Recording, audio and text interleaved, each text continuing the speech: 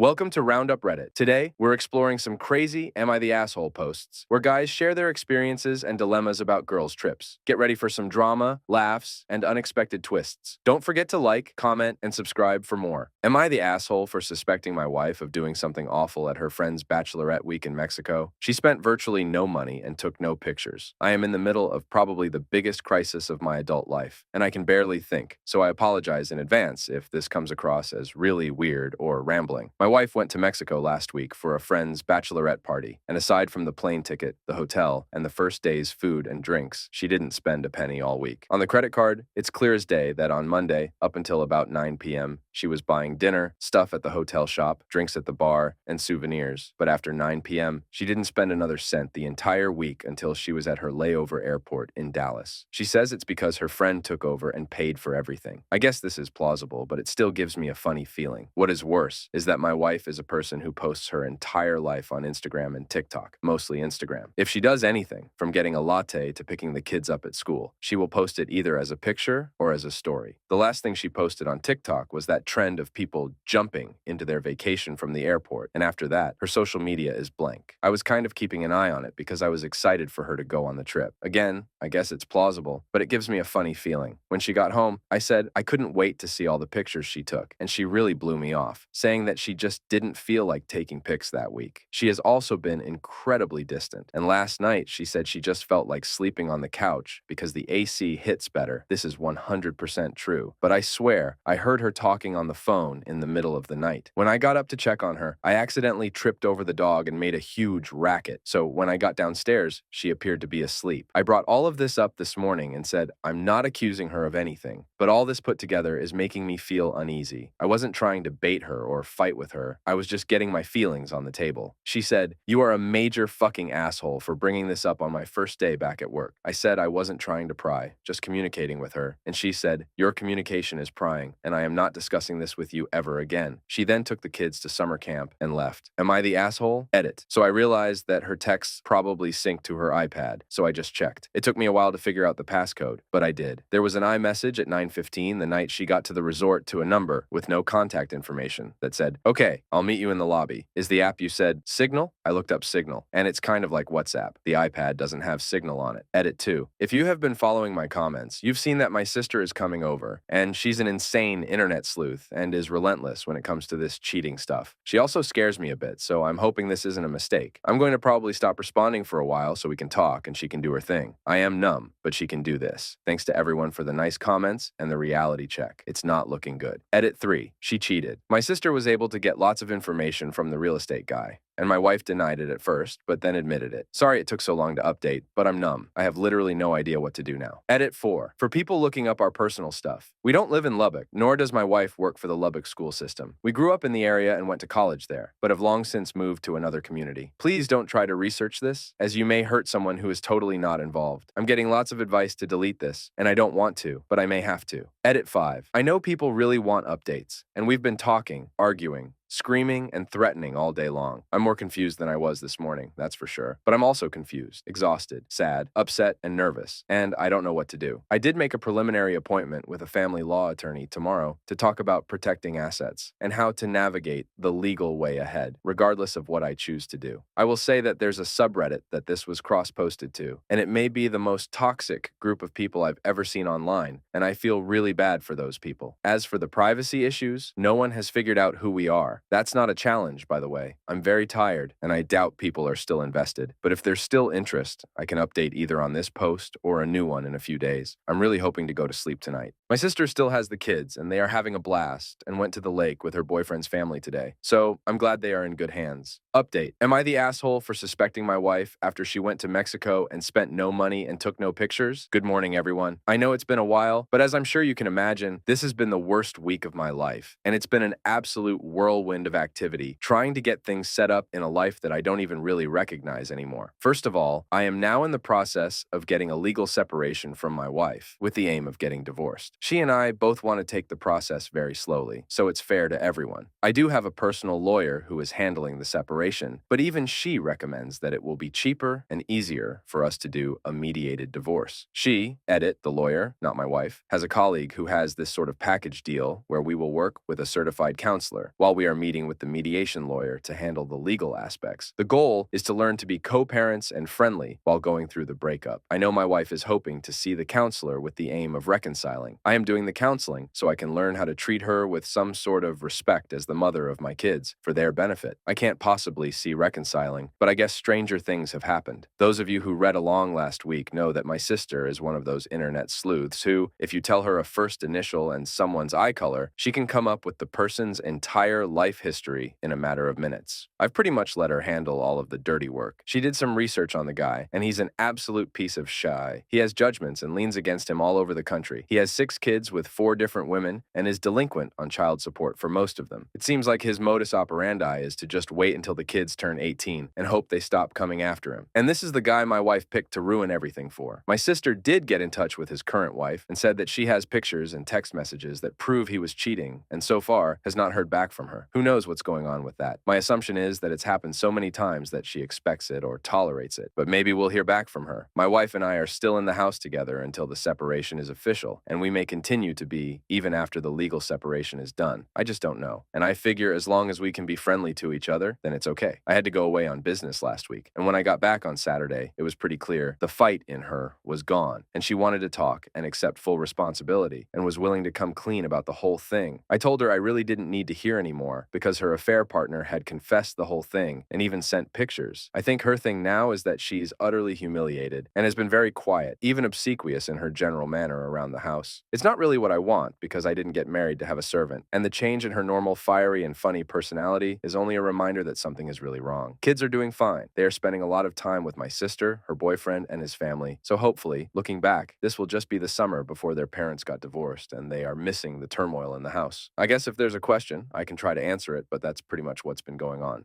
Am I the asshole for asking my wife to budget her girls' trip? Advice needed. Okay, so my wife is planning a weekend getaway with a close friend of hers. I've recently started budgeting our money in the sense of trying to keep track of where the hell it all goes and being mindful of our spending, projecting how much might get spent each month, and then tracking everything to see how well I planned things. This evening, I approached my wife and asked her how much she might spend on this trip, and if she could maybe figure out a ballpark price so we could put it in the projected budget for this month. She gets all angry, denies being angry, says she was frustrated, and says she has no idea how much she might spend, and my guess is as good as hers. I should just do it. I explain that I disagree, and she probably has a better idea. Plus, since it's her trip she is planning, it only makes sense for her to make up the projected budget. She disagrees. She also explains how the money is already budgeted in her mind anyway, as it's coming from cash her parents gave her for her birthday. This happens often when her parents gift her large cash amounts for birthdays, etc., so it doesn't even matter. I say, okay, great. Well, if you can give me a ballpark, just take a few minutes to think about the few things you're planning for the weekend. You know the hotel cost already, etc. Then we can keep track. We will know if you have any left over, and we can just know how good our guess for the trip was. If there's anything left over, then you'll know, and you can spend it on something else, of course. She replies again. I should just do it. I've budgeted for 3 trips already, so I should just do this again. I have more experience. I started to get mad at her response at this point. I'm just asking her to spend like 5 minutes helping with the budget. I explain how this seems pretty reasonable. She doubled down and refused to give any ground regarding her ability to simply contribute this small amount of effort to our budgeting and financial goals. A bit of a backstory. For about 5 to 6 years, I've been asking her to collaborate on our budget and financial planning, as I feel I'm not doing a good enough job. Plus, being on the same page seems like it would be a much better recipe for success than just one partner trying to plan and control everything. In the middle of the argument this evening, I brought up again how I'm just asking her to be slightly involved and take a small amount of ownership in our finances. She deflected the subject and said, "We'll only do that if you help out around the house more." I've been asking for her to help with the finances for 5 to 6 years, and she seems to think she's been asking me to help out around the house more for the same amount of time. I do some of the housework, not the lion's share, but some every day or two, here and there. A load of laundry or two on the weekend or every few days. Run the dishwasher or unload it. I cook every couple days. I am usually the only one who cleans the bathrooms. She is a stay-at-home mom to 1 child. I am almost 5 years old, but I am an involved parent. I work early shifts, come home, and often take over parenting until dinner time. Not always, because often I just need a nap after work as I return to work at 2 a.m. for my shift. Anyway, I asked her to spend 5 minutes making a budget or a ballpark guess. She got frustrated with me. I don't really understand why. She even said I was being controlling by wanting to have a budget for this as the money is her money anyway, as it was birthday gift money. So, am I the asshole? Are you asking her to help with the finances to figure out a budget or make a guess for her upcoming trip?